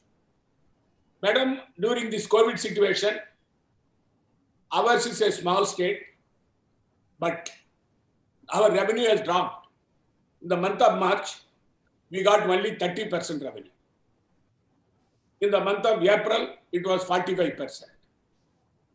In the month of June, it was 55%. In July, it is 60%. 40% revenue shortfall is there. Madam, I am a member of the GST Council. I attended so far right from Arun Jaitley today, Madam Nirmala Sitharaman, about 33 meetings I attended as the Finance Minister of the state. I raised several issues along with the Honorable Chief Minister of Punjab, Honorable Finance Minister of Punjab, Honorable Finance Minister of Rajasthan, and also Honorable Finance Minister of West Bengal. We jointly raised several issues. But this was a solemn commitment given by the Government of India in the bill, in the GST bill, that the Government of India will compensate for 5 years all the states, the loss of revenue incurred to those states. Madam, if we are allowed to freely tax our people, we know how to raise the resources, how to raise the revenue. But that power has been taken over by the government. Though it was brought by our government, it was one tax. We wanted that one tax and for the people in a simple way. But they totally messed up, and they said 0%, 5%, 12%, 24%, then 32% and 54%. By doing this, the Government of India is getting revenue and the state is not given due compensation. How can, madam, the Attorney General give an opinion when it was a solemn commitment given by the Government of India in the Parliament and also to the states in the GST Council that 14% compensation will be given to all the states and bi-monthly, irrespective of the fact whether the Government of India gets revenue, sufficient revenue or not. Now they are taking the plea. In fact, in the last meeting in the virtual conference, I raised the issue with the Nirmala Sitharaman. Madam, I told her, this is a commitment given by you.